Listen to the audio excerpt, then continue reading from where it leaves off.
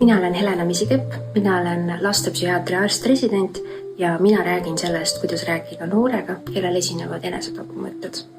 Mis on enesetapumõtted ja miks nad tekivad? Elus pikka aega kestnud raskuste korral võib tekkida väsimus ja hirm, et nendest raskustest ei olegi enam väljapääsu. Väljakannatamatus olukorras olek võib kaasa tuua enesetapumõtted.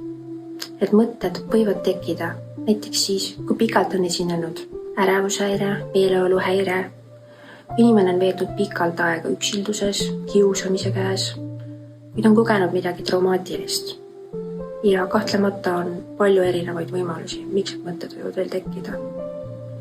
Sageli ei ole nende mõtete taga kindlasti soov surra, vaid tegelikult soov lõpetada valu. Kui laps või noor on avaldanud enesetapumõtteid või on jäänud mulje, et tal tegelikult need mõtted esinevad, siis on oluline rääkida nendest mõtetest turvalises ja hinnangute vabas õhkkonnas.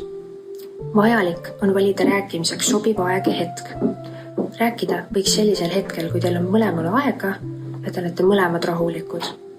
Väga mugav on seda teha, kui saate koos näiteks jalutada või mängite koos näiteks laua või kaardimängu.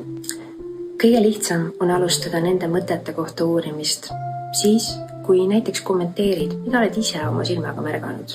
Näiteks selline lause. Ma olen tähele pannud, et sa oled viimasel ajal päris palju üksi oma toas olnud. Kas sul võib olla mingi mure? Oluline on last noort kuulata, mitte ise pakkuda kohe lahendusi. Neid küsimusi küsides tuleb olla hinnangute vaba ja mitte kasutada selliseid lauseid, et pole hullu, see pole midagi, ära sellepärast küll muretse.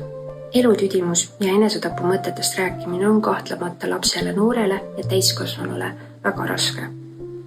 Nendest mõtetest peab aga rääkima ja oluline on seda konkreetselt ja lihtsalt teha.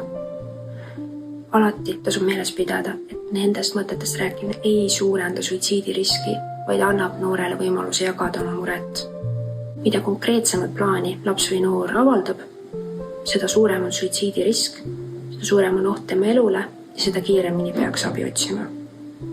Kui laps või noor tegelikult ei avalda suitsiidiplaani, aga tal püsivad need mõtted, siis on ikka oluline abi otsida. Kõige lihtsam on pöörduda näiteks koolipsühholoogi poole, peaasi.ee noorte nõustamisele, perearsti või psühhiaatri vastuvõtule. Kui püsib selge oht elule, siis on oluline mitte jätta noort üksi, pöörduda lähimasse psühhiaatrikliiniku valvetuppa või kutsuda vajadusel kiirabi. Kriisikontaktid on lasteabi telefon 116 111, mis on kättesaadav ööpäevaringselt ja sellel on ka chat olemas. Erakorralise psühhiaatrilise seisundi korral, kui tegu on noorega, kes on üle 12 aasta vana, võib pöörduda Põhja-Eesti Regionaalhaigla psühhiaatrikliiniku valvetuppa, mis on avatud ööpäevaringselt. Kui on tegu alla 12-aastase noorega, siis olukorras, kus on väga selge risk elule ja kõrge suitsiidirisk, võimalus pöörduda Tallinna lastehaiglasse. Oluline on noorele kinnitada, et elutüdimusmõtete korral on abi olemas ja ta ei pea üksi hakkama saama. Rasked tunted on ajutised ja need mööduvad.